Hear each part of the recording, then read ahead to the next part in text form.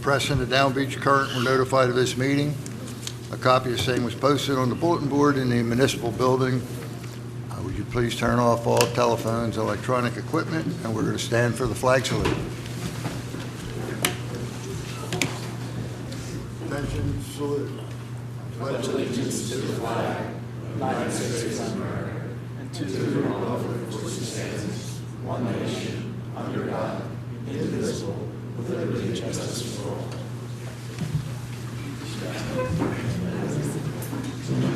Tom, would you call the roll, please? Mr. Becker? Here. Mr. Blumberg? Here. Ms. Talby? Here. First presentation, Mr. Fleischman. I guess I interrupted that conversation, didn't I? Mr. Fleischman is our bond counsel, for those of you in the public. Mr. Mayor, members of the commission, and members of the public, Joel Fleischman, Fleischman Daniels, bond counsel for the city of Margate. I was asked by Mr. Deeney to come this afternoon to the work. I was asked by Mr. Deeney to come to the workshop session, work session. So whatever you have to do, that's how they'll hear you. Okay. Can we lift that onto the top platform? Thanks. There we go. Okay. Thanks, sir. I actually was asked to come today by Mr. Deeney and Lisa McLaughlin because there are two items on the agenda that relate to the proposed refunding that we're involved with, or hoping to proceed with.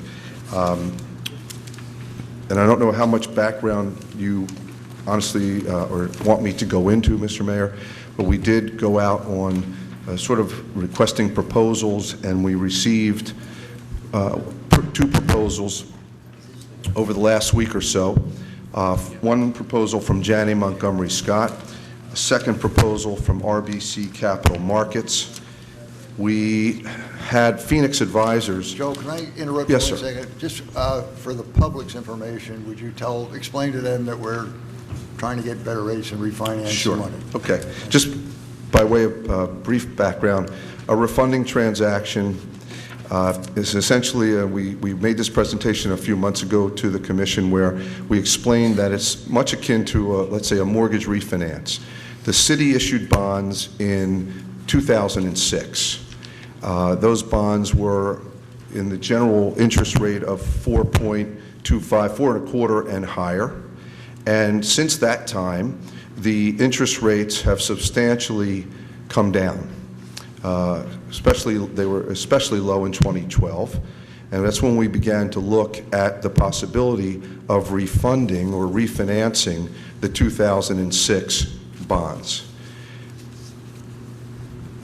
There's a requirement that the bonds have, that when you do this refinancing, that you show at least a 3% present value savings. So in 2012, as we looked at this, the savings weren't there because of a concept where your money's invested at a higher rate than you can get in the marketplace today. It's called negative arbitrage. As the transaction gets closer to the maturity dates, that negative arbitrage number comes down, the savings go up, and that's the time you want to act. So that's why we've been monitoring it. Now is the time to move forward on the refinance. It will projected to save the city at today's rates in excess of $500,000 net of all the costs of issuance. So in other words, after all the fees are paid to the underwriter, to legal counsel, to the escrow agent that holds the money, who holds the investment securities, that when these bonds mature, the call date, I believe, is in 2016. So in essence, we go out, we sell bonds today, we sell them at today's rates, which are much lower. They're in the 2% range to 3% range rather than the 4.25% and up range. So it's a tremendous savings to the city spread over the remaining life of the bonds. I hope, does that sound like a reasonable explanation of what we're doing, Mr. Mayor? Very reasonable, Joe. Okay. And in order to do this, we needed to adopt a refunding bond ordinance. We needed the city commission to adopt the refunding bond ordinance, which was actually done in July of 2012. So we positioned the city to take advantage of the low interest rates once the deal was at a 3% or greater present value savings. And we also we need to bring in a financial advisor who actually is the financial advisor in this type of transaction. They're looking at it from the eyes of the city, looking when to go into the market for the most lucrative savings that could be earned at this particular time. So Phoenix Advisors has done a tremendous number of deals over the years, and they put a proposal into the city, and I think one of the items on the agenda today is to authorize Phoenix Advisors to serve as the financial advisor on this transaction. In anticipation that they were going to be hired, they conducted basically sort of a mini request for proposals. They went out and got proposals from 2 underwriters, Janney Montgomery Scott and RBC Capital Markets. RBC Capital Markets is perhaps familiar to the city because they were the ones that were involved in the 2006 bonds, and I think they've done some other transactions with the city over the last several years. And so Phoenix, acting on behalf of the city, got the request for proposals in, did an analysis, and found that the RBC Capital Markets proposal was better than the Janney proposal. And that analysis was given to Lisa and Rich, and I don't know, as I stand here, whether the commissioners have that analysis, but in summary, what I can tell you is, and this was dated January 29th, and please understand that the market moves every day, so the number can get somewhat better, it can get somewhat worse, and hopefully, and I'll go over the timeline of the deal in just a few seconds, but in the snapshot that was taken on January 29th, 2013, the 2 projected savings between Janney Montgomery and RBC. Janney had it at I'm just rounding to $470,000, and RBC had it at $522,000. So there was a considerable difference between those 2 proposals. And Phoenix went on to analyze some of the other issues, intangible concepts, RBC's familiarity with the city, their having helped the city throughout the years, and therefore they, not only just the number, but they also, which is really the most important issue or dispositive factor, but they decided we would recommend that RBC be appointed as the underwriter, and that we move forward now while the market conditions are still strong with the refunding. The savings are there for the city to take advantage of. It seems to be an intelligent move to move at this point. And as I said, we adopted a bond ordinance to position the city for this move back in July. So there's 2 items on the agenda tonight that relate to the refunding. One is a form and sale resolution, which in essence authorizes RBC to serve as the underwriter on this refunding transaction. And I just want to reiterate that the savings are net of all the costs of issuance. So the underwriter gets an underwriter's discount. And whatever that is, the savings that they're presenting are net of their fee, if you will. And that will ultimately be set, and I mentioned I would talk about the timeline. The timeline is, assuming that you adopt the form and sale resolution tonight, we're working on the preliminary official statement, which is the disclosure document. The offering document goes out to the public. We're already working on that. So we hope to have that done by next week. The refunding transaction is being presented to the rating agency next week, and that will take about 7 to 10 days to get through the rating procedure, at which point, right around the end of February, we intend to price the bonds.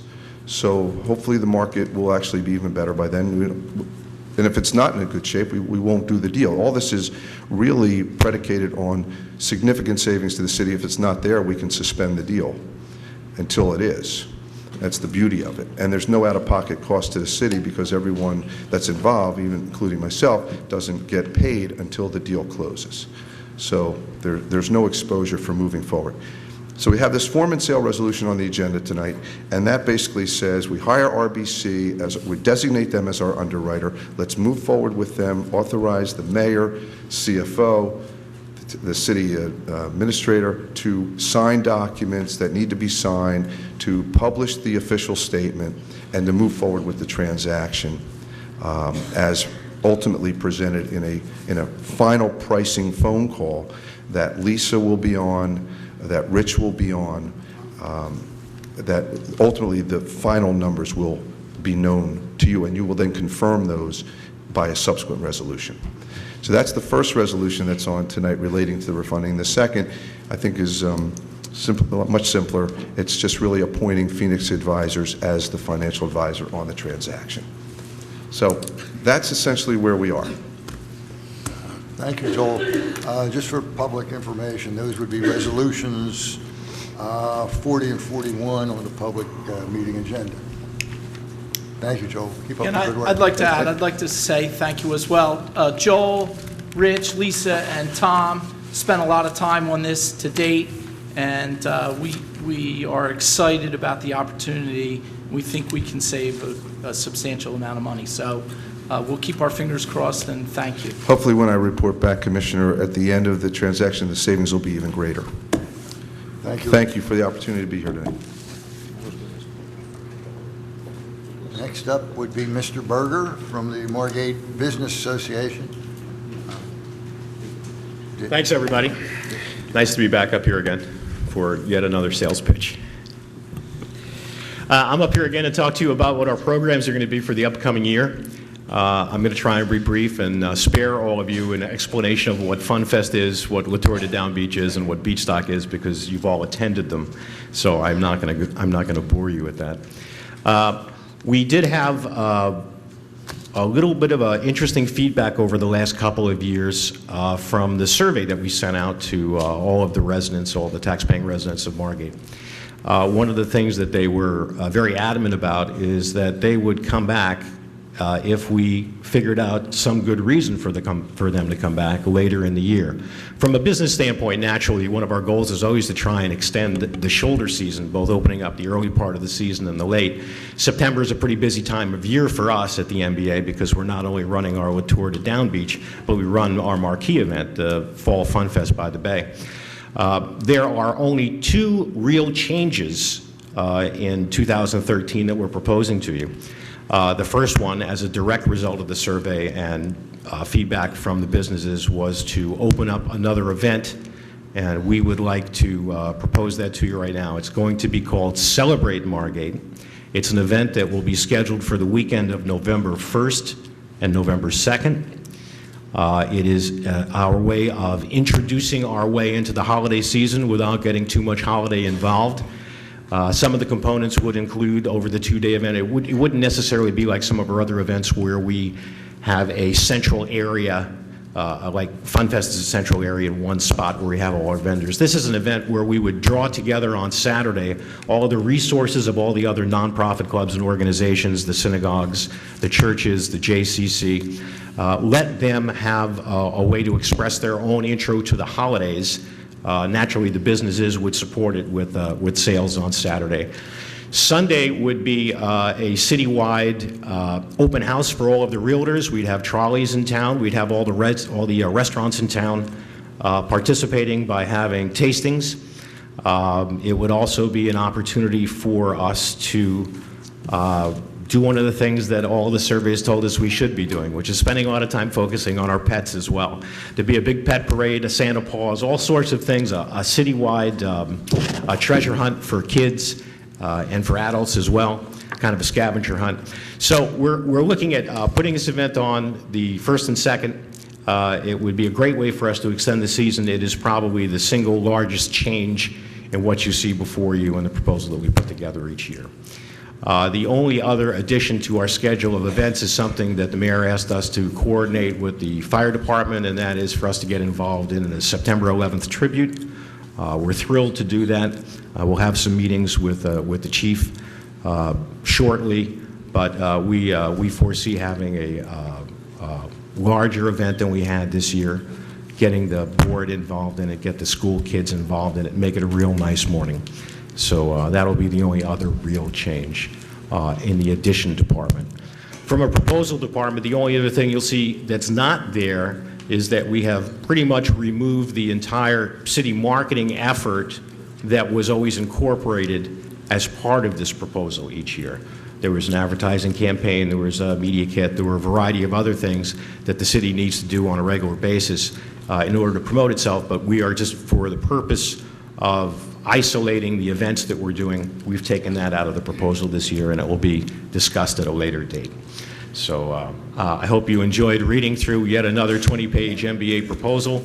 I think if my numbers were correct, we should have another reduction in what we're requesting from you for 2013. And if you have any questions, I'd love to entertain them. Marty, any questions? Brenda? No?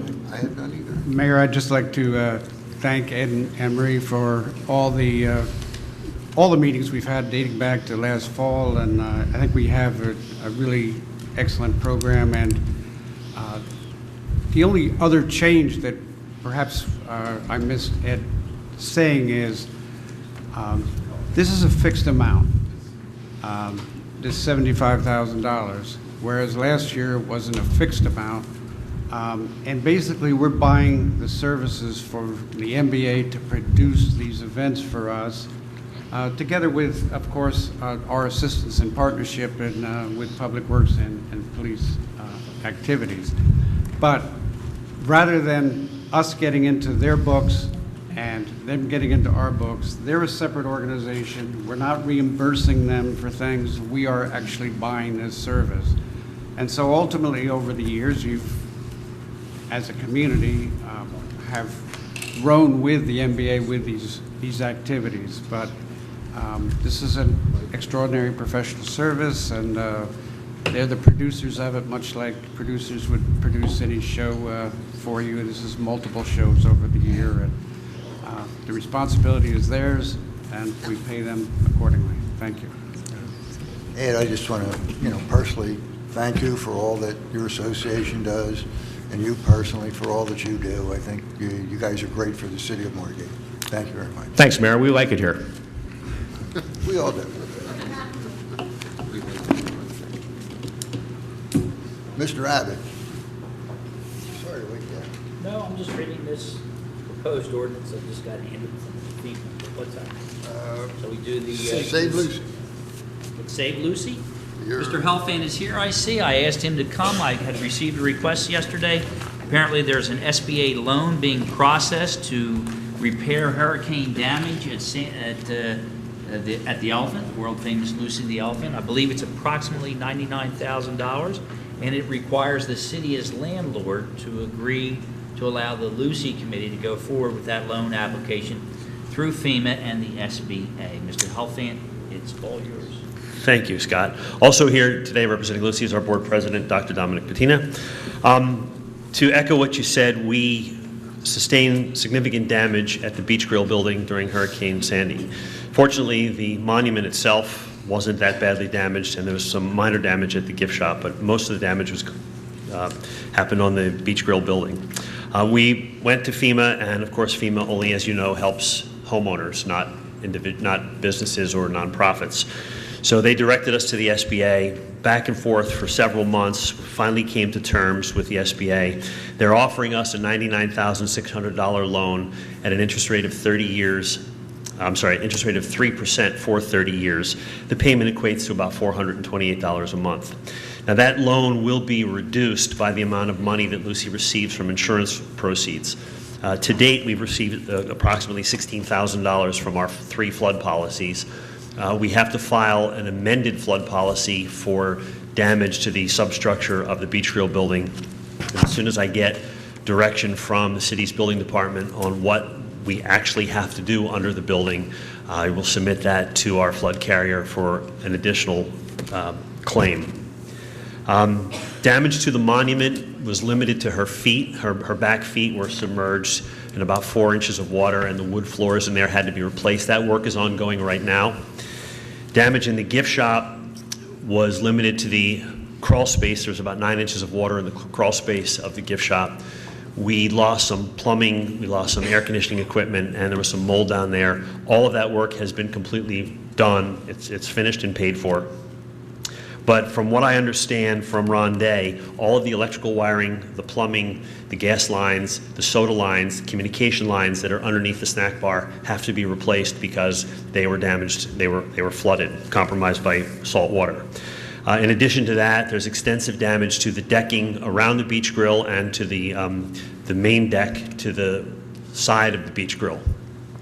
We are proposing to replace all of the decking around the beach grill, the stairs leading down to the beach, anything that is strictly servicing the beach grill, we're going to replace with these proceeds from the SBA because insurance won't cover decks or railings or steps or anything like that. They only cover the building itself.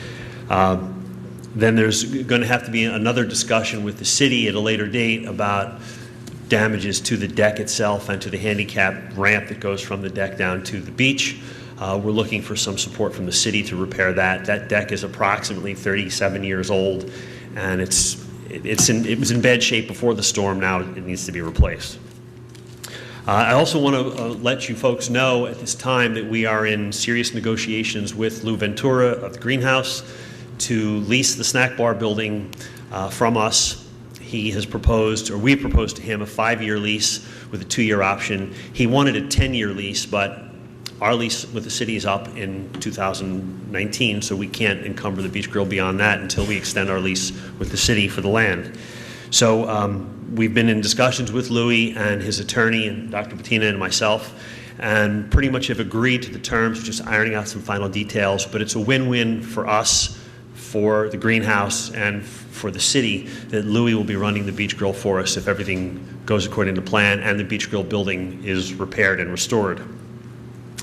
The other issues that are still on the table between the Save Lucy Committee and the City of Margate is, of course, the extension of the lease and the outstanding debt that we have with the city, which we can also table right now to perhaps meet at a later date and get that ironed out and finalized and off of our agenda, Mr. Mayor.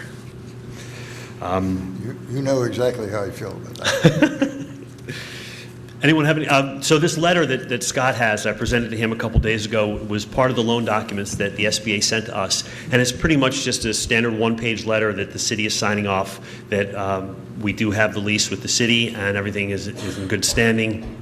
As our landlord, we need to submit that back to the SBA. Unfortunately, their deadline to get that back is February 9th. They just sent it to us and they want it back already. So I gave it to Scott. He said he had no problem with it. Do you have copies here? I don't have any copies with me. I think we did email some. I do not have a copy of the letter. I have that back at the office, but I gave it to My you. recommendation would be we go forward, let them go forward with their SBA loan. Tom, I think you have it as well. Do you have any comment on this as purchasing? Not on the loan, no. Not on the loan. I just have another question on something else, but go ahead. Not this, you're good with this as Yes. purchasing agent? Yes. I don't really know what else we would do. I did see that the SBA said that if you default, they have the right to come back in and occupy or take over the property. I don't know if that means they would make hot dogs or give tours or how that would work, but I'm not really afraid of that. So, I'm not afraid of it either. $400 payment. And the payment's going to drop because the loan will be decreased by the amount of insurance proceeds that we got. Yeah, the bottom line is the SBA is going to lend money to the Lucy Elephant Committee so that they can make required repairs, and it's up to you as the governing body if you would accept that. We only just got this request, but I understand you only just got the request. I got it on Friday, you got it on Monday, and it's due on the 9th. Tuesday. It's good by me. I'm good by me. Okay, so, Okay, fine. I guess, You will take care Tom, of what do you it. think? We need a resolution? I don't think it requires a resolution, but I think you certainly put in the minutes that you've discussed it with the landlord. Good, so if the three of you all agree, We all I agree. think we can move forward. We'll get you that letter. You pick it up first thing in the morning. You did not bring copies with you? Do you mean we can make a copy now? I can go get it and bring it back. Why don't you Okay. do that? We'll do that. Okay. Thank you, Richard. Thank you very much. I had one question, if you don't mind, Scott, and maybe I'm going to defer to you on this. You've been involved with this, that with the Lucy potential lease of the grill. I was always under the impression that the city fathers or city commissioners, if they did enter into an agreement that it did have to be not approved, but by a court order, they had to at least ratify it? Or do you I disagree with believe that? you're correct, Tom. In fact, Richard just mentioned that to me the other day, that, and it's not a done deal yet. No, I do no. think you should present it to the main landlord for their approval, and I don't see any problem. No, that was our intention. As soon as we have something to present, we will present it to you. Probably gonna We be very definitely want your stamp of approval and blessing on it. Great. I know it's something that, Michael, you've wanted for a long time, for us not to run the beach grill, so this is the next logical progression for us with Not the grill. exactly right, Richard, but I did speak to Mr. Ventura today, just bumped into by chance. He's very excited. I think it'll be good for you, I think it'll be good for us, and I think it'll be good for the people of Margate, so I would be very much... And we built into the parameters of the lease that the grill has to be open when Lucy's open. It has to be open when the NBA does their Thursday night movies on the beach at Lucy. It has to be open for any Lucy special event.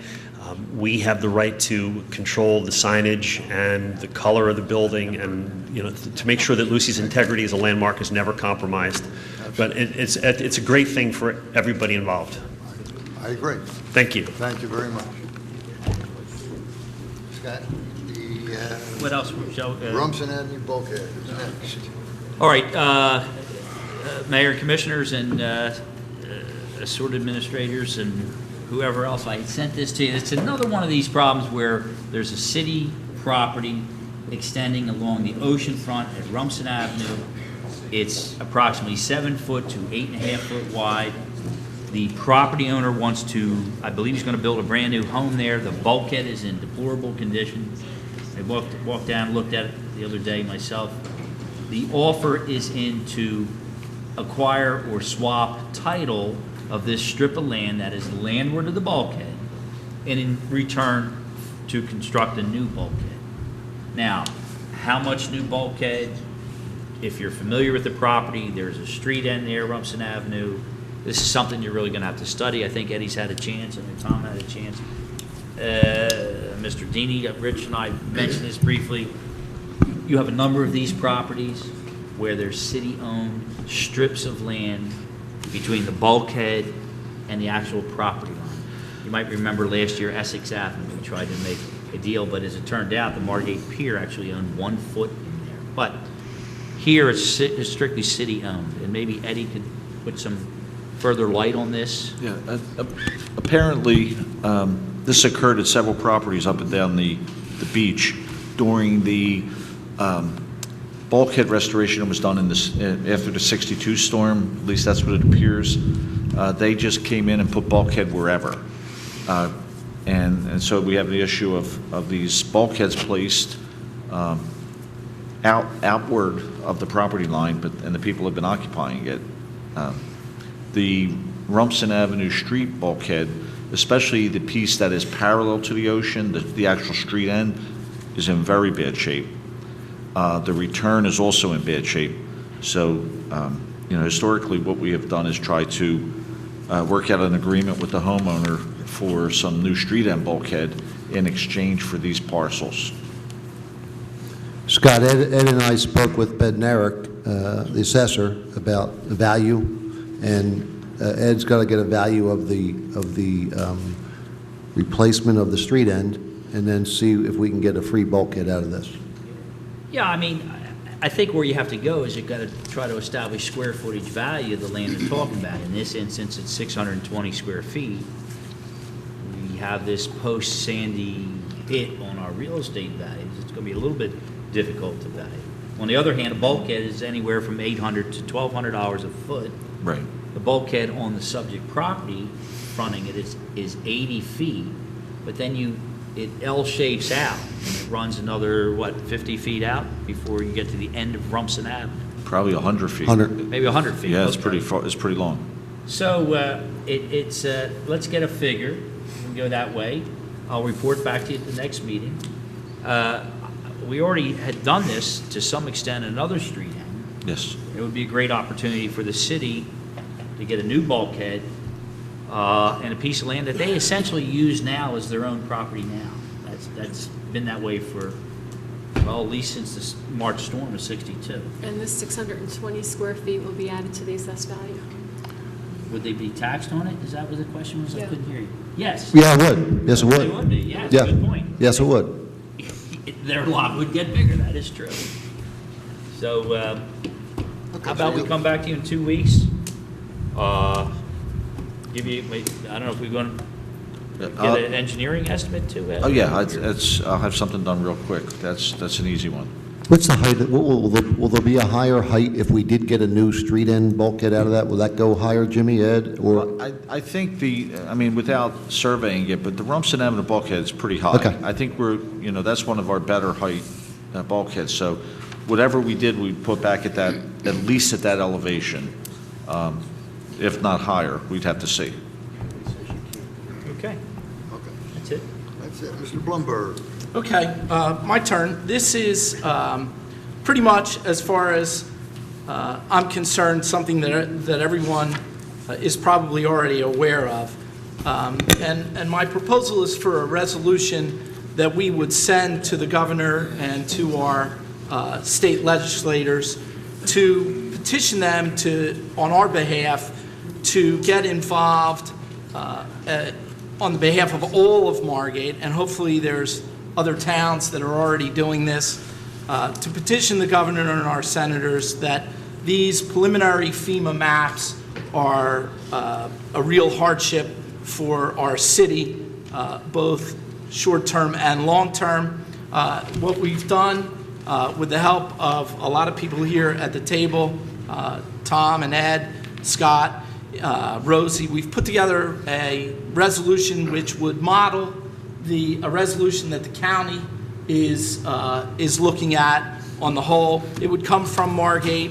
Hopefully other towns will follow, and we essentially are going to ask the governor to intercede on our behalf with the federal government, and basically the resolve would be, now be it resolved that the commissioners of the city of Margate strongly urge Governor Christie to amend his executive action so as to apply the preliminary advisory base flood elevation standards only to new construction and to homes that must be completely rebuilt as a result of damage sustained by Hurricane Sandy until such time the preliminary FEMA map is corrected and finalized. Be it further resolved that the commissioners of the city of Margate strongly urge the Federal Emergency Management Agency to revise the preliminary advisory flood maps as quickly as possible to account for engineered mitigations to flood damage, such as dunes, bulkheads, seawalls. We need to, in my opinion, and I think everyone would agree, we need to get on the scoreboard that these maps will have the potential to seriously damage the economy in our small town. And that's what this resolution does. And if anybody wants to, I introduced it as preliminary. If anybody wants to add to it, we can certainly add to it. I'd like to get it either on tonight's agenda for adoption, and/or we can, hash it over if anybody else wants to look at it Maureen, and add to it. Has it been tweaked by our people already? Everybody's looked at it. Scott's looked at it. Ed's looked at it. Tom. Again, it mimics the county, the county resolution. We more or less took a lot of the good stuff from the county resolution. Well, if Ed and Jim and Roger are okay with it, I say I'm okay with it. Well, let me make a few comments on it. I've been living and breathing this, and I certainly share the sentiments that are in here. I guess you know, but if you don't know, I will refresh everybody's recollection. We've been having informal meetings every other week between officials, mostly building inspectors, engineers, lawyers, some of the elected officials. Commissioner Talby was at one of the meetings. Mayor Becker made one of the meetings. We meet every other week at the Ventnor Library. And one of our objectives has been to have the opportunity to meet with the governor's office and the FEMA people particularly to see what we can do about having their maps, these advisory maps, amended. As you know, the other day, the governor issued an executive order which makes compliance with these advisory maps mandatory. These maps, and you need a little bit of background here to have an understanding. These maps are not actually being created by FEMA directly. They are created by a subcontractor by the name of Dewberry. And they are an enormous engineering firm based out of Virginia. From the website that I read, they have had contracts for the last 30 years with FEMA. They have a contract, it looks like their contract to do just New Jersey is in excess of $40 million. And I know I talked to you about this, Mayor, we were notified by Frank Formica last week that the governor's office wanted to meet with officials of Atlantic County in Trenton to discuss the impact of these, among other things, these FEMA maps. And so we did go up, and I was asked to see if Dr. Farrell would come as well, Stu Farrell. I went up, and just to let you know who was there, Commissioner Martin of the DEP, Commissioner Constable of the DCA, members of the governor's staff, members of FEMA, and most importantly, a representative from this map company, Dewberry. On our side of the fence was the executive of the county, Dennis Levinson, Senator Whalen, the two assemblymen, Brown and Amadeo were there, freeholders McDevitt, Marino, chairman of the freeholder board, Frank Formica, several representatives from Atlantic City, Tom Foley and Bill England, their engineer, Mayor Phil Gunther. I don't want to miss anybody. Mike, were you there? Did you go? No. So, and we were meeting with the governor's people as well. So the effort was to see if we, as locals, could have input.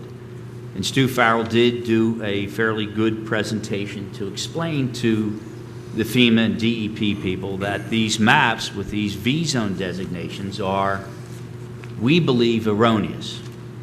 Now, the V-zone means that it's a velocity zone. It means that there's a 3-foot wave projected to come down from the bayside to the areas that are now being designated as V-zones. They were never designated as V-zones before, these sides on the bay. And probably because, as every local knows, when the wind switches to the land side, what happens to the water in the bay? It blows out. That's why we call it blowout tide.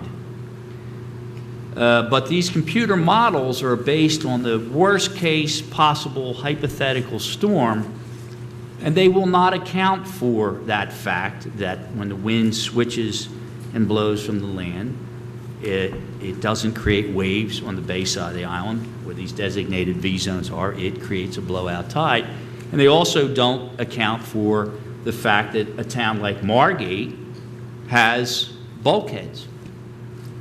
So as we got into the questions and answers, basically the DEP said we'll be helpful, we'll have a website, we'll answer. And my questions were, why are these maps taking so long? They've worked on them for 2 years, and you're now telling us another 7 months. And I guess I couldn't help it really. If anybody knows me, I'm a history nut, and I did mention that we won World War II in less than 4 years. How can these maps take 3 years or more?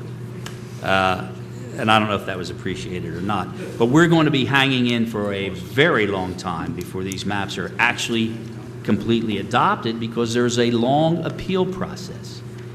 And the FEMA people and the Dewberry people said to us that we really don't need your input right now. That's how I interpreted it. When we come out with our maps in August, you'll have the opportunity to appeal that. That is totally unacceptable as far as I'm concerned. And I think Congressman Lobiondo agrees. He has scheduled a meeting, I believe it's going to be February 21st. February 21st at the Atlantic City Convention and Visitors Authority. I couldn't hear you.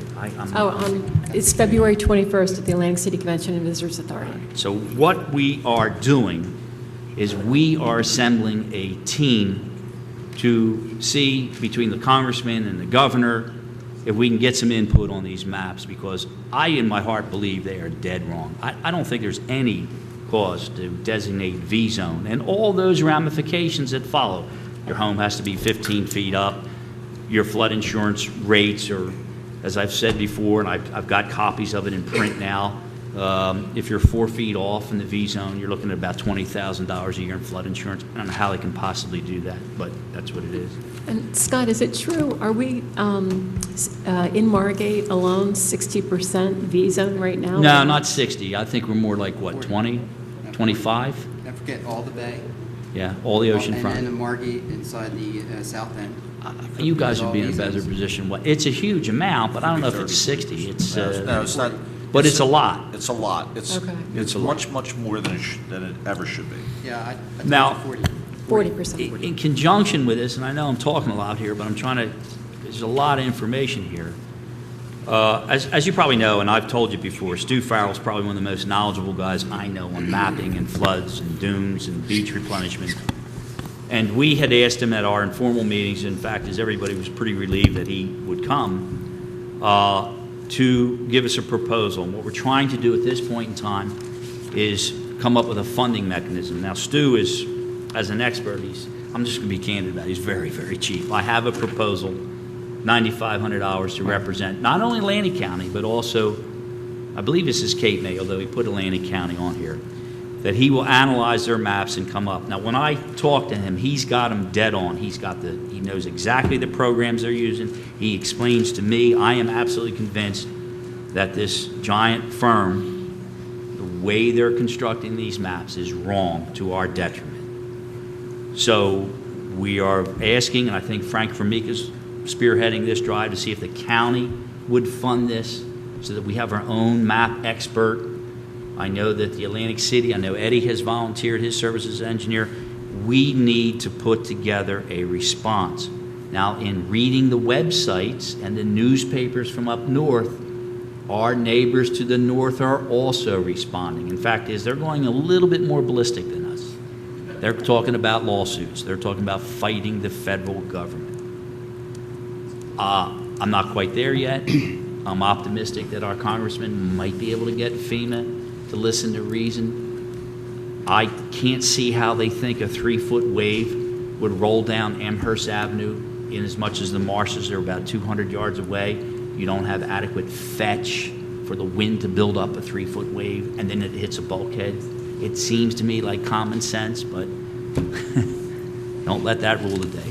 Where are we with this resolution? Well, I know it was withdrawn from the Freeholders Board the other night when they met in Longport. I don't believe they voted on this.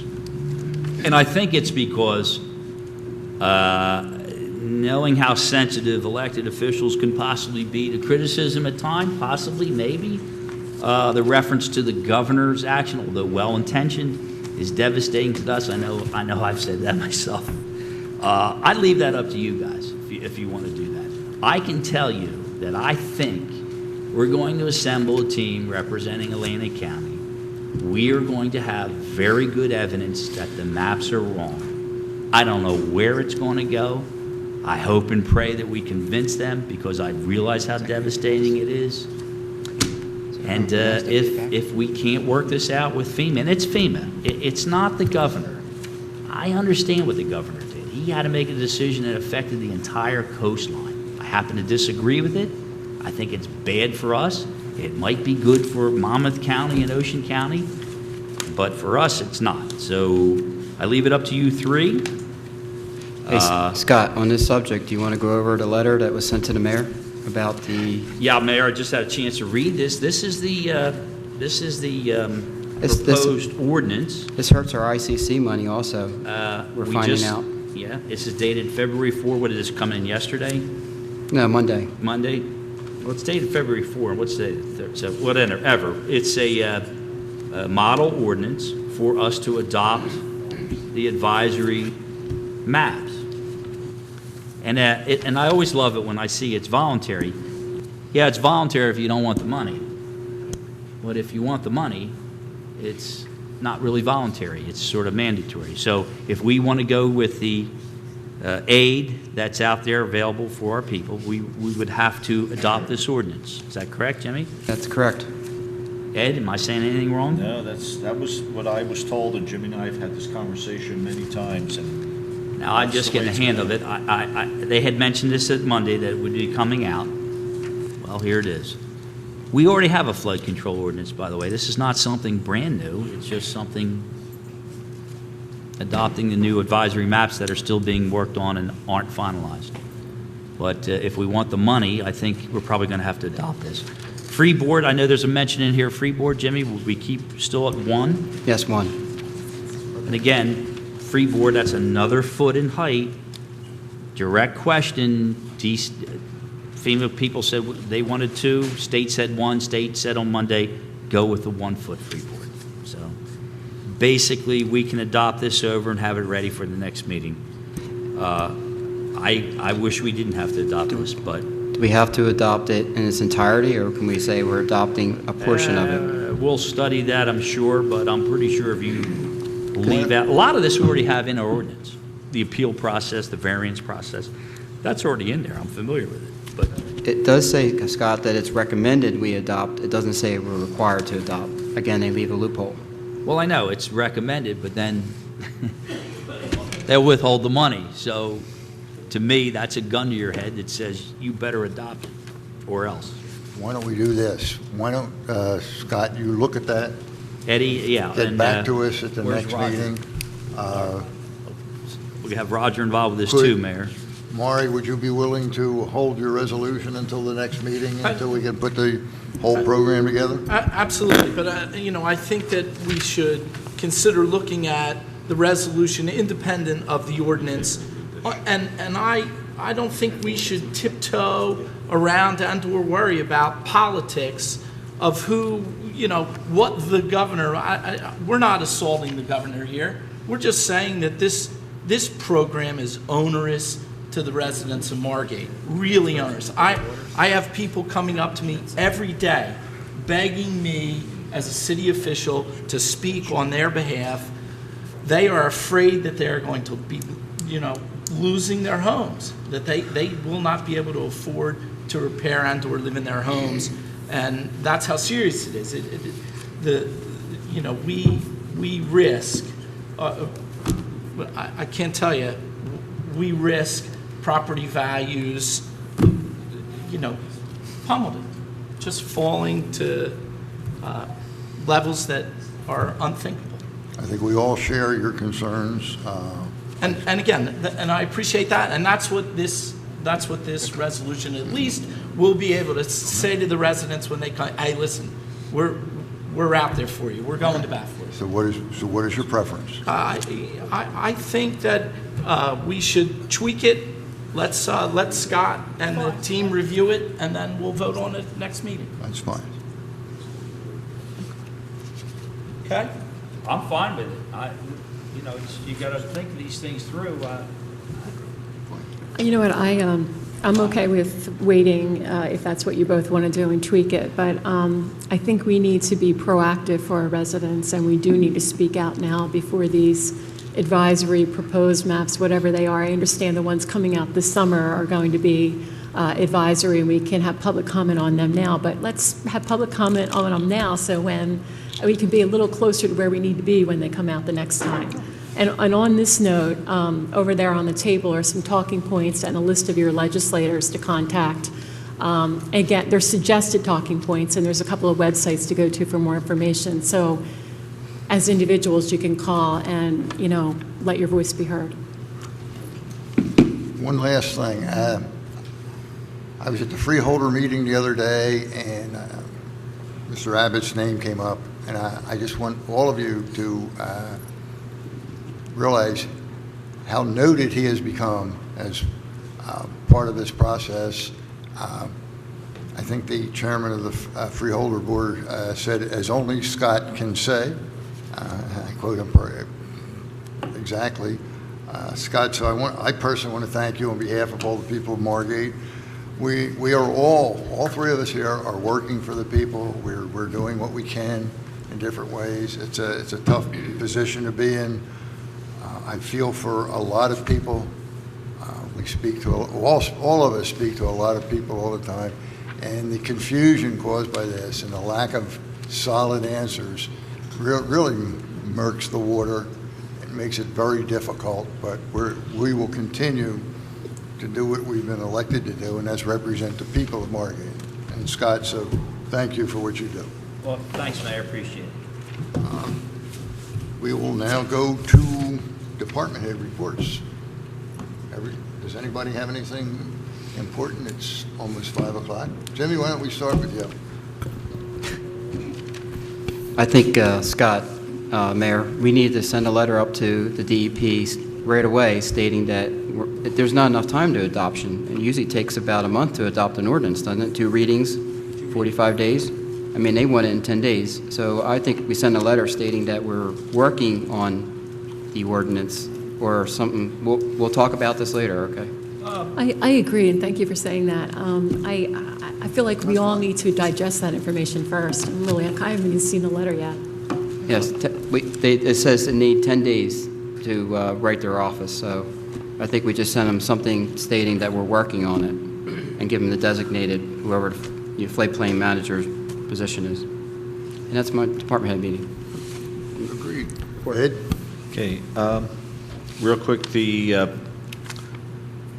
firehouse, we have a punch list meeting next Wednesday to go over and generate our final punch list to get the contract finalized out. The chief and I have been talking frequently about various things at the firehouse. They're currently painting over there right now in the Apparatus Bay area, and they did some additional smoke detectors today.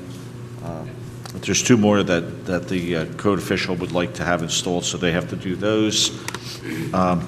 We did submit the FEMA Public Assistance Program applications for the city building mold remediation, for demolition of structures, for repairs and replacement of lifeguard headquarters, and for the beach bulkhead replacement and repairs. As part of that last one, Rich, we did include the handicap ramp off of Lucy's deck to the beach. So at least that piece has been maybe funded. We've also done the hazard mitigation grant application letter of intent for the emergency generator for this building, for raising of residential structures, and for the Ventnor Gardens storm sewer pump station. Hopefully something will be funded by that. We currently, the emergency beach bulkhead repairs, we had to get the electric company, and I want to thank Ron Day for making that happen quickly, to disconnect the electric there. We're going to meet with the contractor on Monday to get him started on those 2 bulkheads. It won't be very long once he's there, maybe a week on each one. We also have the handicap access beach bulkhead project, which is currently working. The Adams Avenue pass-through is complete. The Thurlow Avenue one is currently under construction. And the only other thing is, I think the second reading of the one of the ordinances tonight is for the redevelopment of well number 8. As soon as we can, we need to award that contract so that we can get that well under construction, the redevelopment of it, so that it's a viable well for the spring season. Okay. The only other thing I'll have to comment on, to just additional stuff to what Scott brought up about the FEMA meetings that we have. I spoke with Jim Rotella, who is representing Atlantic City, who's also representing some of the Cape May County municipalities. They're also on board with sharing in the cost of the proposal for Dr. Farrell. And what Jim recommended in a phone conversation today to me was, at next Thursday's meeting, we should bring up, and possibly he may have the gentleman attend. Apparently, there's a PhD in economics, a gentleman that's at the Atlantic County Community College, who can help us put a real number on the projected economic devastation. That's important. Yes, because right now we're saying it, but we don't have We need any... the hard facts. Yes, so it's my recommendation that this gentleman, obviously, as long as his proposal is in line, that I would recommend at this meeting that we also bring him into the fold, so that when we meet, I don't know if he'll have it in time for when we meet with Congressman Lobiondo, but at least we'll be able to quantify to some degree how bad it really could become. And at least, his PhD brings some credence to the argument. So I think that's all I'll comment on that, but Scott obviously has been taking the lead on this, and it's something we're both passionate about. I would recommend to all our residents to get as informed as possible, to spread the word. We need to get public acknowledgement of the problem that's coming down the road. People need to know about it. And the handouts that you have, I'm absolutely on board with.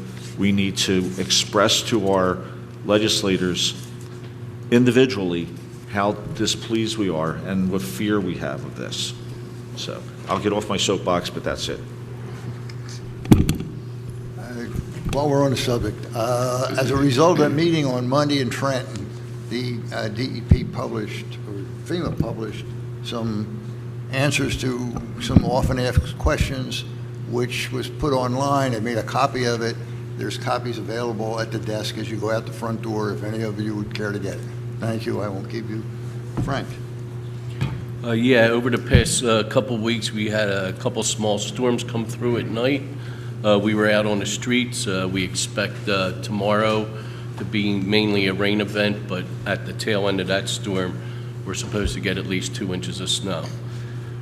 We've been out fixing water leaks in the street. We've had about 4 of them over the past 2 weeks. We have had numerous houses we've had to shut down their water. We had 64 houses we had to shut off already, and we had a sewer collapse on Fredericksburg and Atlantic Avenue, which we repaired. We're still going around picking up debris, and we will continue, and we're very busy. Thank you, Frank. Thank you. Chief Cavasso.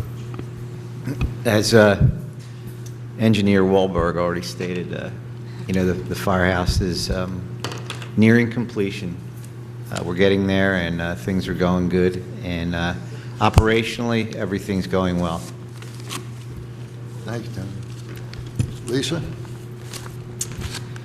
I have a copy of the beach badge design for the 2013 season for your review, and if there aren't any objections, I'm going to go ahead and place the order for the badges then the next couple of days so that they're in on time.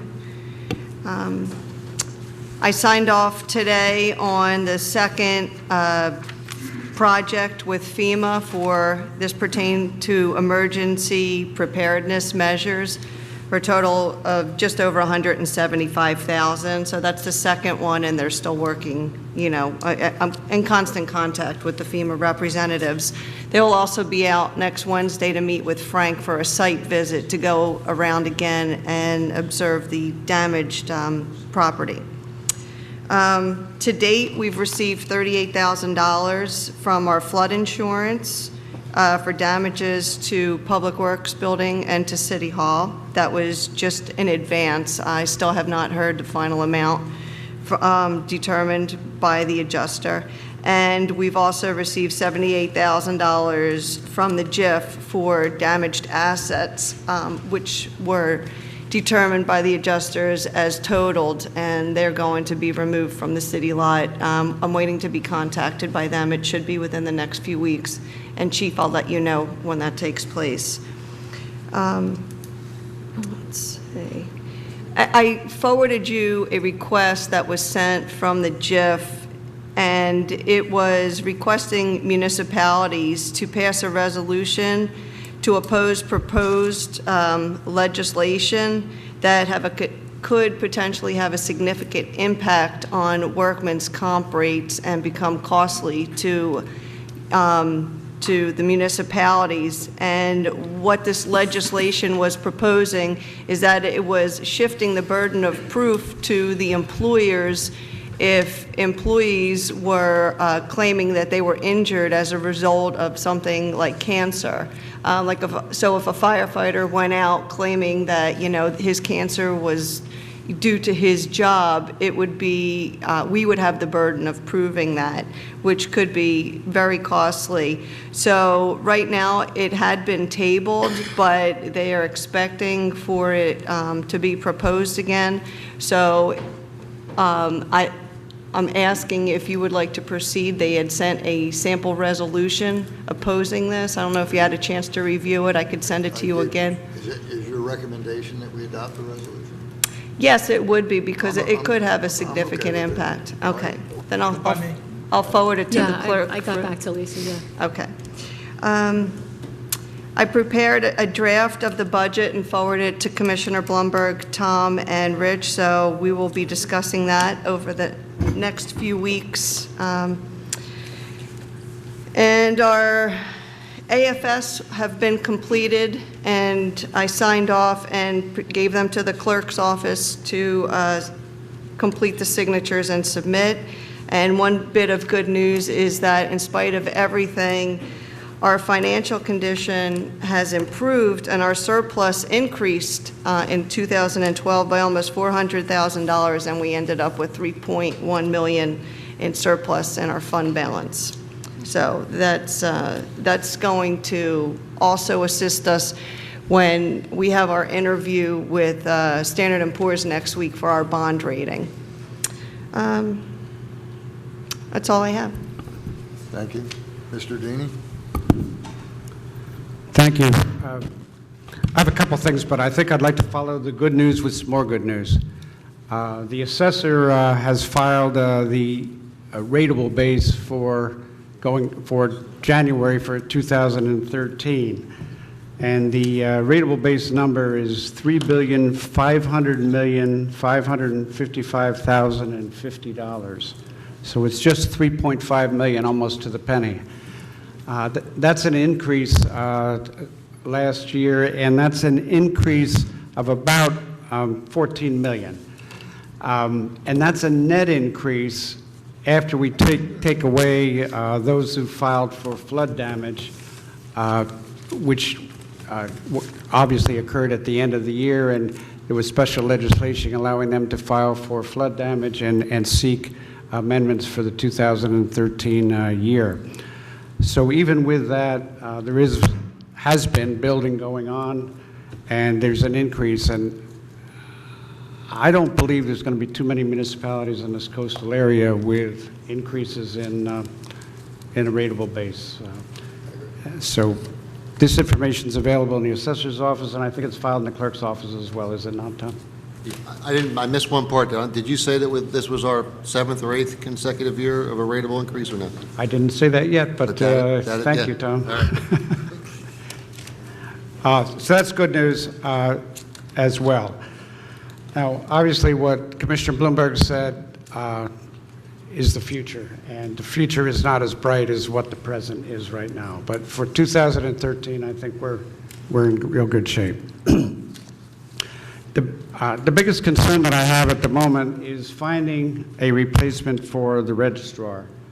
As everyone knows, I believe that Agnes retired as multiple purposes that she served, but one of which was the registrar, and she also served as deputy registrar in Ventnor, and the registrar in Ventnor served as deputy registrar for us. And she has been, the Ventnor registrar has been acting in the capacity since Agnes retired, but she has given notice to the commissioners that she will no longer be doing this as of March 1st. So I'm opening up this because I just got this information in the last 48 hours to our own staff to talk to me about your ideas, and also to the commissioners with respect to any ideas you have with respect to selecting someone to serve in the registrar's office. Rich, what about the Longport registrar? Can we share with Longport? Obviously, we will look toward shared services as a possibility. I think that that's an appropriate approach for sure. As It one already approach. is in part of our shared services agreement, I believe, that we entered into about 3 or 4 years ago with Ventnor, Margate, and Longport. I believe it's already part of that. As registrar? As a too? backup. So, Oh, but I okay. think we still need to do what you said to move forward.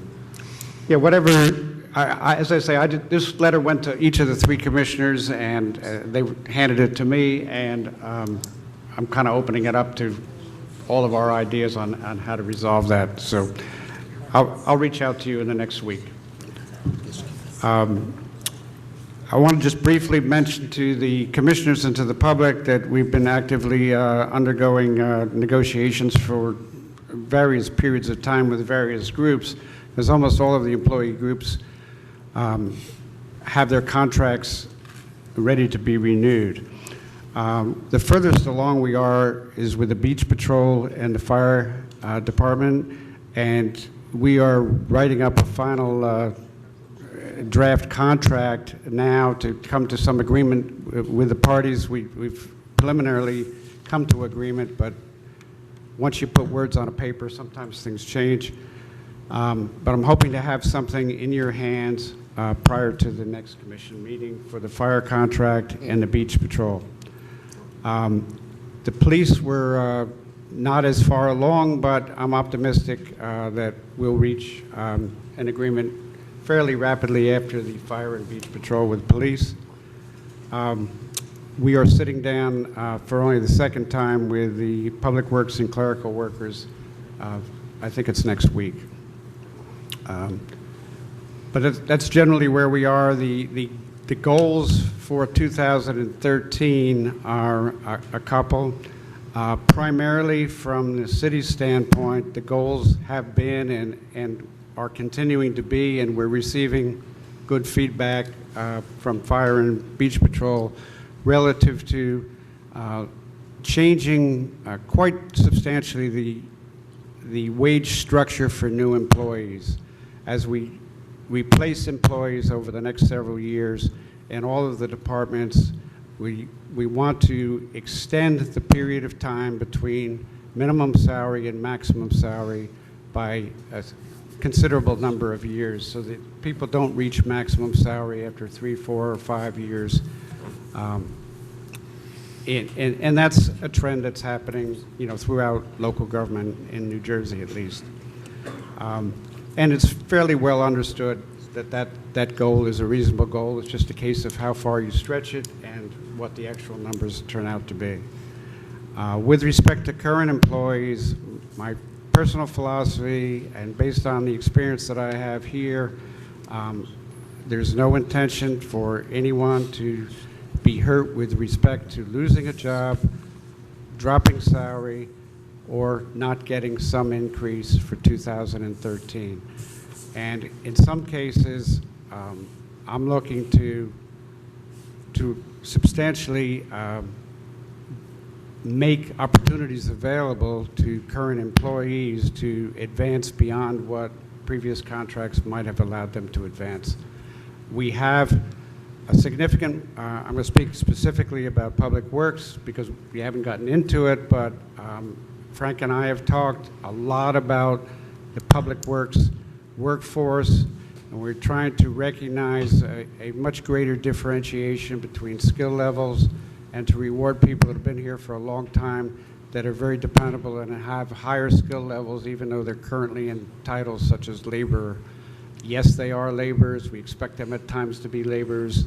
They'd have to pick up trash and they have to pick up the debris from storms, but at other times they're mechanics, and they're we want to be able to recognize those skills and pay those people accordingly to be able to retain them and to give them opportunities for growth. So while our workforce will shrink over the next couple of years, like workforces are across the private and public sector, the current employees that are here will be asked to do more, but as far as I'm concerned, we will work out a contract where they can be paid more as well. The reward for us is, as new employees come in, they're not going to reach top salary in 3 or 4 years, whether they be Public Works, police, or fire.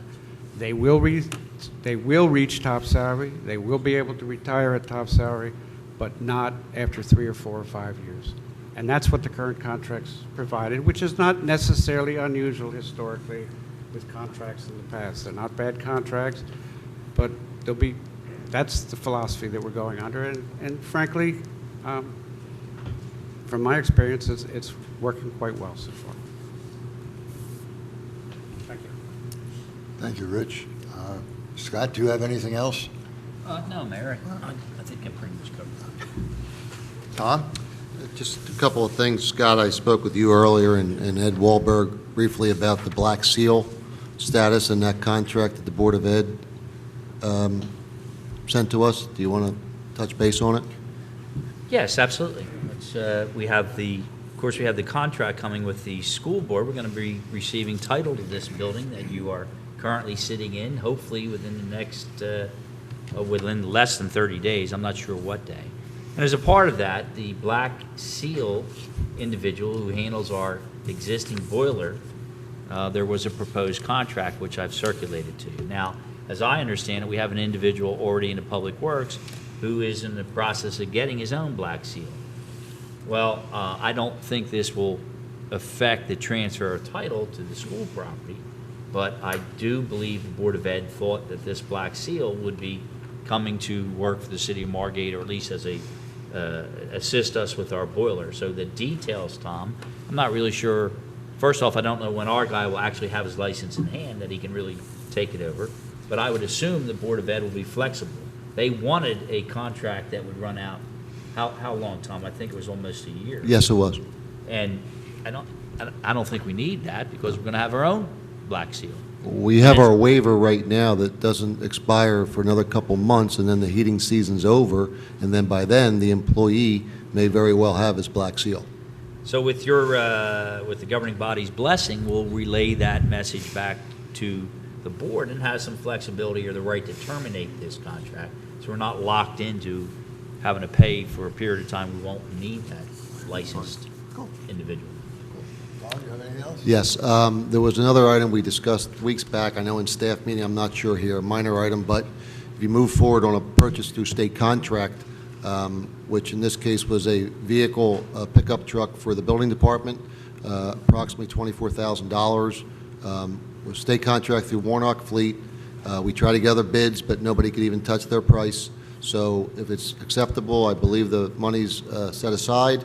I understand. And if it's acceptable, we state contract items we don't do by resolution, but we make part of the minutes to move forward with that purchase if it's okay. Couldn't hear me. Yes. Fine, Okay. And then, Ed, anything on update on parking and traffic through? Okay. Which one is that?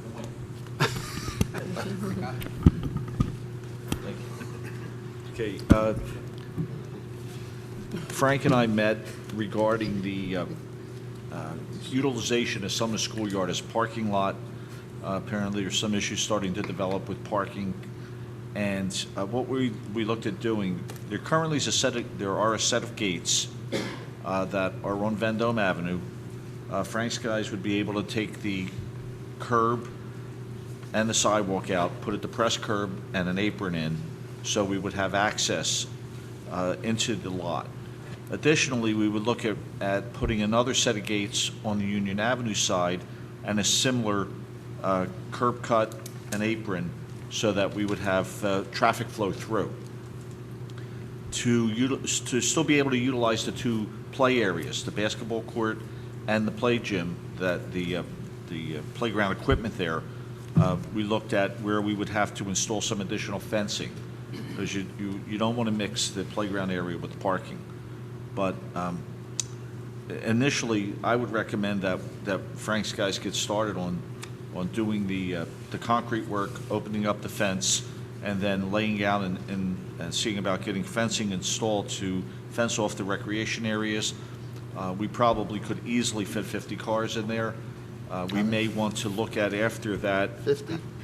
having the parking lot sealed so that we would have a consistent surface. We would be eliminating that baseball diamond that's there, which I don't know how much that's used.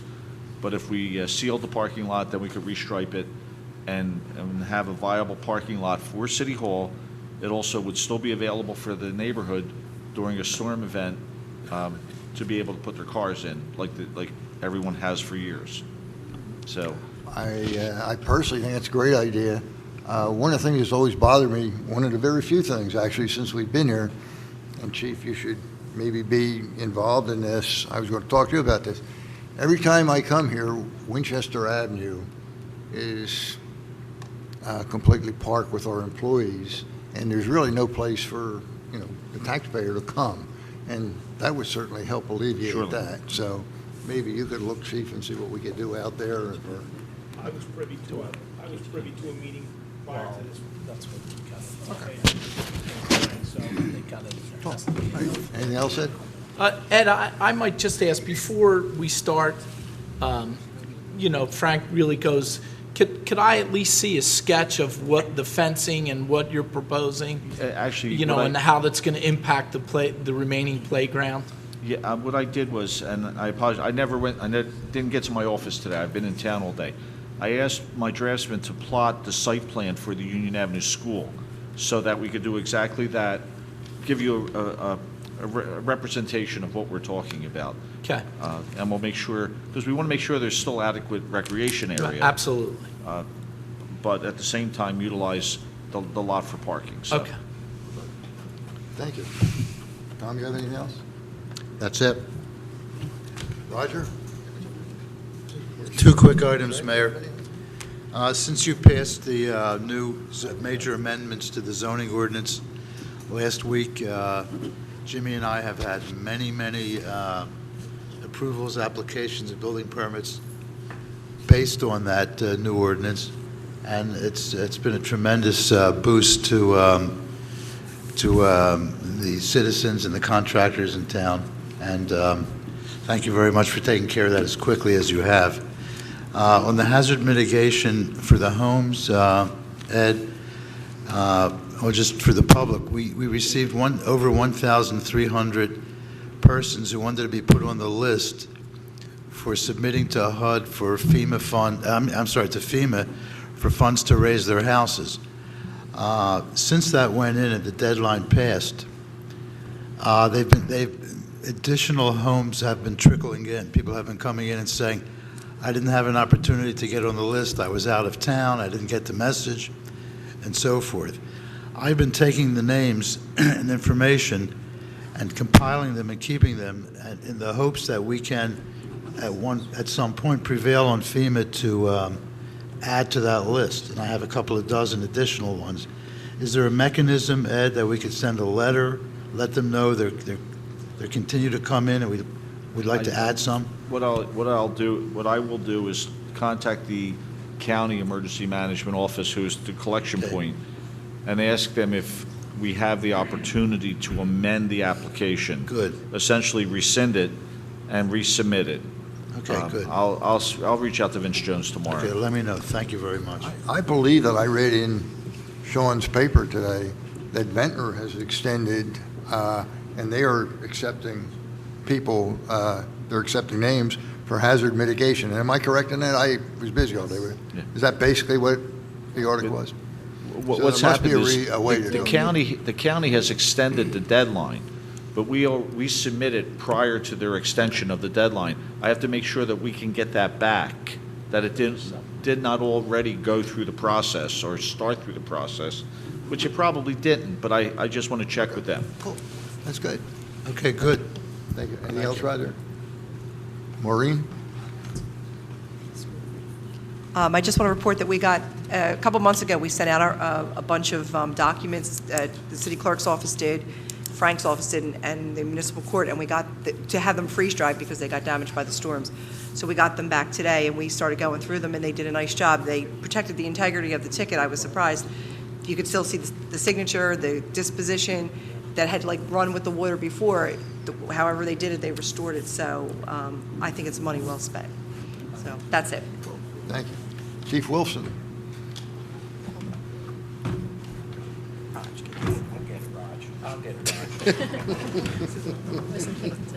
For those people that aren't aware, the mayor and I attended a meeting on Tuesday in Longport regarding the construction to the Longport Bridge.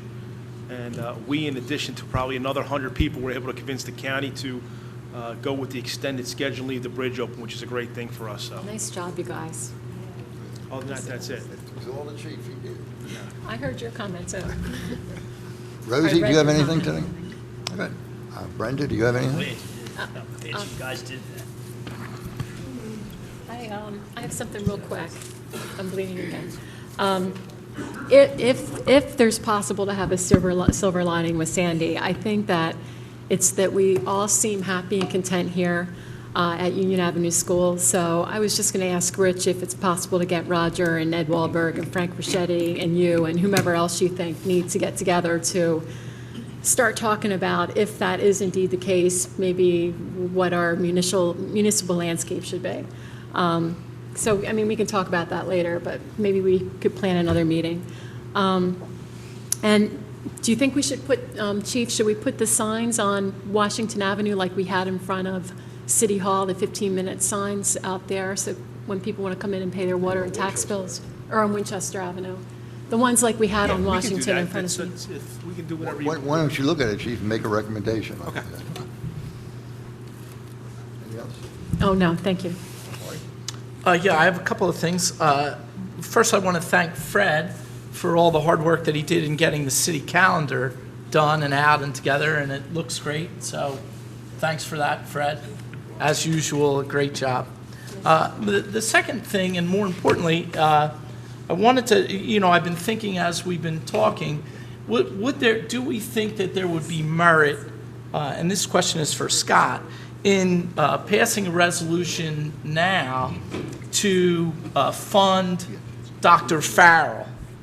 Whatever, I know you said the county is looking at, a $10,000 proposal to split between towns. Should we, is there any merit in us getting him on board now?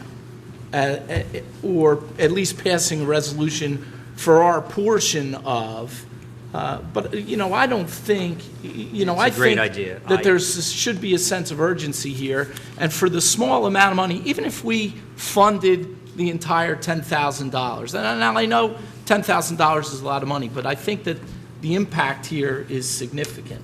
So I would suggest if we have the funds, Tom and/or Rich, Lisa, should we consider a resolution tonight that hires this guy so that we're ready when you go at the end of the month to meet with Lobiondo and his team? I really hadn't thought of it, but it's a very good suggestion. I mean, that's one of the problems we have. It just takes us so long to coordinate. Now, the congressman is arranging a meeting. I think it's the 21st, right, Brenda? And Yeah, I respectfully disagree on that, though, because we are just one municipality in Atlantic County. Cape May County was at that meeting.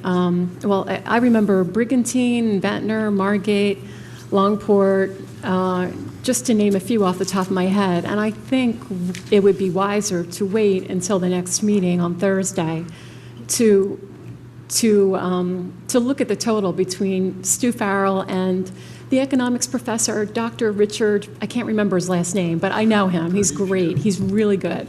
And I think we should get those numbers together, look at it in the grand scheme. And I mean, it's very altruistic of us to want to fund it all ourselves, but I really think this is a team effort, and they might feel slighted if they don't have an opportunity to pitch in. how about this, though? Then think about this. Because we only have 2 weeks for this meeting.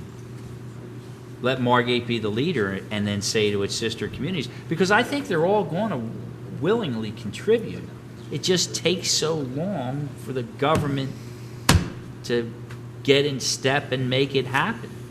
So, I mean, I'm pretty confident that Longport and Ventnor will share with us. Scott, I think all the municipalities will. Doesn't it take away their will to really contribute?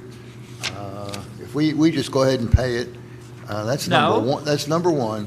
And number two, while I'm in favor of all this, and you know that, I've been to more meetings in the last 2-3 months than I've been in 2 years.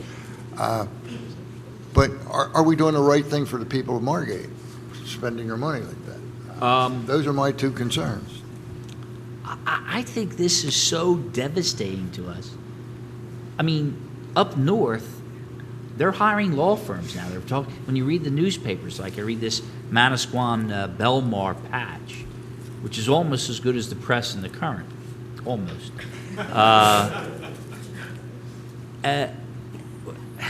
This is a battle for our lives here. I think you make the gesture and you say we request our sister communities to contribute, that Margate will pay its share, something to that effect. Scott, how about something where it's contingent? They could satisfy both sides here, where we're going to like to move forward, authorize to go forward, name the amount, and then say contingent upon, and in 2 weeks, if Ventnor and Longport don't commit, then they come back and they make a final decision. I mean, here's the proposal. We don't know what It's the amount 94 is, so we would have to say not to exceed, whatever amount. Right. Well, the proposal, Well, you have a proposal from Stu Farrell, but I if have we it right bring here. in Dr. Richard Pernier, then, yeah, that's the first I've heard of it. I mean, I don't know that the Economist is really going to have any input on FEMA maps. It's on the insurance aspect. We're talking about dealing with the FEMA people who are drawing these maps to say 25% of Margate's in a V zone. So, I mean, that's really the battle in 2 weeks. I think, and like I said, I'll talk about. I believe Jim Patel is going to talk to the counties directly right now about the Economist to try to get their commitment. And I know Levinson is very supportive, too. I talked to him today, as a matter of fact. But I don't know. I think it's a kind gesture, but I just think we should not put the horse before the cart. I mean, we can wait 2 weeks. Or could we pass some sort of a resolution of support and say we will, contingent upon other communities contributing, we could front the money or some sort of whatever legalese has to get done there. My only fear, I fear with Scott, is we have 2 weeks to get something prepared for the meeting. And if we don't get him on board soon, we won't give him enough time. Because I don't know if he's going to proceed without He some. probably will anyway. I mean, that's the way he is. I mean, I know he's putting effort on this, but he has other projects to do as well. I would like you to do something tonight. So the message is out. I mean, look, we've been the leader. We're the ones that first came up with the ordinance. We're the ones that first squawked. I mean, Margate really has been the leader on this. And it's been a team effort. I am very confident that Brigantine and the other communities will join us. But I got 14 days to a meeting with FEMA people, and it sure is nice to go in there loaded for bear and having your data. I don't know what the resolution would say. I leave that to the three of you. Yes, Brenda, you're right. I don't think Margate should pay the whole ticket. Absolutely not. And we But might have more than Margate, Ventnor, Longport, I and would Brigantine. I say, think there's more coastal communities that might participate. How about we say we'll pay our fair share? Or we have a desire to work and share the expense with the Rich? coastal. Yeah, help out. I mean, this is not a lot of money. It is a lot of money, but it's not a lot of money. I think my objective would be not to have to come back to the commissioners to have another vote, because I think we're going to do something. The 21st is the same night we come back with the commissioners again. So I think if you just had a motion, I don't think you need a resolution personally. I mean, any commissioner can spend the money, and if the three of you agree that you'll spend your fair share, as long as everybody else, the majority of the local communities are doing their fair share, leave it up to Scott and Ed and Tom to decide, I'm okay how with much it is. Maury, it was your idea. Do you want to make the motion? Oh, absolutely. I'll make that motion that we commission Dr. Farrell in conjunction with Tom and Rich and Ed to iron out the details, but that we call him, and tomorrow he starts working on the behalf of the residents of Margate City. I have good news and I have bad news. The good news is I support that. The bad news is that you can't make a motion at a work session, so why don't you bring it up at that? Okay? And do we want to include the Economist or no? Just to leave our options open? I would say not at this time. Let's see what I don't know Okay. if he's even interested in joining in with us, but. Okay. Do you have anything else, Marty? No, that's it. Okay, May I ask the question, does that mean the city's committing to pay something of this? that is correct. Absolutely. Okay. Do we have to put in an amount of money? Look at fair share. I like Well, fair share. why don't we, at least for now, Scott, if Put fair you're going to share. talk to the doctor about not to exceed Yeah, I his have it. 9,000 I wrote it foot, out. correct? I got it. Okay? Okay. I have nothing at this point. We are going to open for public comment on items that were discussed here today. Stephen Altman, 9003 Amherst Avenue, Margate, and I'll be back in my home by the end of the month, happy to say. Regarding this discussion about the economic impact, it occurs to me that it's not just New Jersey that's going to suffer financially, possibly, but every community around the continental United States that has floodplain issues, including communities on the Mississippi floodplain. All of us are going to be affected by these decisions. I'm just guessing that we're talking about trillions of dollars of economic impact. And I'm wondering whether anybody has looked at the larger U.S. As being affected by these FEMA decisions. Yeah. I mean, there is somebody looking at that you know of? Well, my understanding, and I've tried to figure that one out myself. Now, I've heard, and I saw several articles, that Louisiana was not experiencing. Is that what you understood, too? At this point, they're not, but So- I don't know if the question is whether the rest of the country has seen, the focus is on us right now because they brought these maps out prematurely.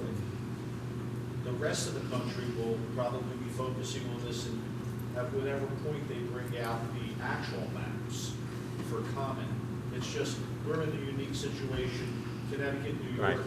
New Jersey, Delaware, Maryland, maybe, that it's brought to our attention purely because of Sandy, that they brought these maps out. It's going to hit everyone, anyone that has flood insurance. Whether their maps will be as radical as ours, I don't know, but their flood insurance premiums certainly will be going up. So, But we are the first. Yes. New Jersey first. Margate leads the way, Steve. Leading the way. And thank you, Mr. Abbott and Ed, for all the work that you've been doing. Has anybody considered raising the bulkheads on the bay side of Margate? What goes through my mind is like the Netherlands with their ocean blocking barricades. Is there anything that engineering could do to mitigate this wave action area? you know, we raised our bulkheads a few years ago. We raised the elevation of the back of the bulkheads, but Jimmy and I have talked about, and actually I believe the planning board has talked about some elevation issues on the back bay as far as deck heights, which then would permit the bulkheads to come up even more. I'm certainly in favor of raising the bulkhead elevations in the back bay. That's an absolute, that may be something we do in the ordinance. Steve, there have been preliminary discussions about raising the height of bulkheads.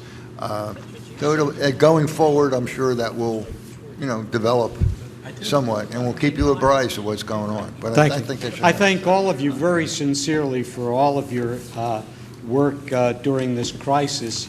As a full-time resident of Margate, you know I'm interested in the beach block, but I won't go into that now again. But I am very grateful to all that you've done, all of you. Thank you. Thank you, Steve. Sharon Simon, 424 North Thurlow Avenue. What kind of money are you talking about with this the resolution motion you were just talking about? Are you talking thousands, tens of thousands, hundreds of thousands? Just approximately? Thousands. Thousands, okay. So we're not talking about, that much money to potentially protect us from We're talking having our about town 9,500. devastated. Oh, okay. I mean, it's It's still money, but, we spend a lot of money on a lot of other things, and this, like you said, this could devastate our town, so it certainly seems like a wise investment. As far as getting the department's heads and everybody getting together and talking about how to utilize Union Avenue School, I thought that was already in place. I've asked some questions before at some meetings, and I was told that that's already happening, so I wasn't sure if you were talking about something different, Commissioner Tobey? I was aware of one meeting. There may have been other meetings, but I think it's time to, to get that momentum again and decide what we're doing. Okay, so you were talking about basically the same thing. It wasn't a new. Okay, I just wasn't sure if you were talking about referring to something else. And the other thing that I would like to talk about is this whole question of debt and the firehouse and all these things. And it's like there's all this information out there about our debt, and we had $5.5 million debt, and then all of a sudden we've saved $2 million of debt, and it's 3.5, and that's kind of not as straightforward as it seems. We talked about having Mr. Dini talk about debt and our whole financial situation back in November, and then of course the storm took care of that. Then we talked again about possibly having it in January, and again the storm. So I was wondering if we could have a conversation or have a special meeting, like a town meeting, 7 o'clock, so we could talk about these things, maybe Mr. Dini and Mr. Hiltner, because he's been here before in terms of past debt, how it works, and, there's still the question of infrastructure. I think you may recall at the summer meeting, one of the summer residents got up and said, that's great, you're cutting all this debt, but what about our infrastructure? I know some of the debt reduction was in road projects. 30 seconds. And so on. Everybody else gets to talk. Could I just finish my sentence, please? So rude. Anyway, so I'm asking this. I've asked it a couple of times. I don't know why you wouldn't want to do it, but, I have asked about the fire station too. There's still issues there. And Mayor Becker, last time you said that let's get going with Fire Station 1 and then we'll start talking about it. And I asked if there's a plan. So it seems like Fire Station is just about done. We're almost there, Sharon. So could we plan maybe in March, second Sharon, Tuesday in March? Your time's up, Sharon. Could we, is that something that you would consider? Did you say in March? I can't. Yes, in March. No, I can't commit to that, but we will do it as we go on. Absolutely. Okay, so we're going to go through with our budget and everything, and you're not going to talk about that. Good. Thank you. Thank you. Sewell, 22 West Drive, following up on the remarks of the Chief of Police, it would be well to once again put forward the notion of purchasing, by the state preferably, the Margate Bridge. I understand the Hanson family perennially has the rumor floated that they're ready, willing, and able to sell, and I think we should be ready to capitalize if and when that rumor ever comes to fruition. Shifting gears, I think we saw two camps here tonight. Saw the solicitor and the city engineer versus the city administrator and the CFO. Two different camps, two different perspectives. The situation with that Monday meeting up in Trenton, if you listen to Freeholder McDevitt, it is just as doom and gloomy as anything that the city solicitor can put together, and even the city engineer. We have a very, very, very serious situation in our hands. The city administrator can say that the tax rateables are great, but hey, as soon as the comp sales start to come in, you're going to see everything get down the toilet very quickly, and the surplus, which the CFO talks about, can dissipate and disappear in very short order. I think we should begin to take steps like Linwood has taken to reduce the cost of their school budget, and furthermore, repeatedly requesting that there be a resolution, not necessarily a harder fixed ordinance, but a resolution freezing both wages and hiring. This is imperative because what we're facing, you think the fiscal cliff is bad in Washington?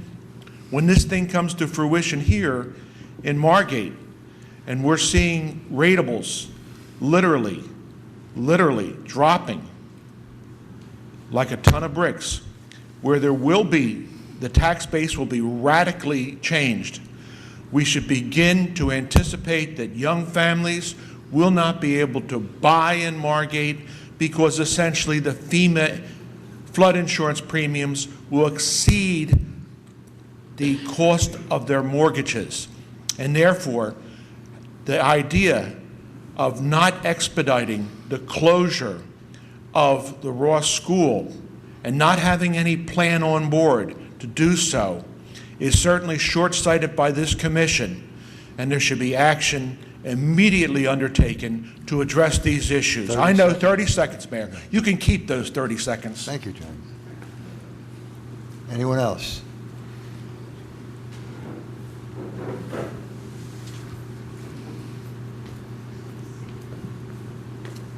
Hi, Steve Giesecke, 112 North Lancaster Avenue.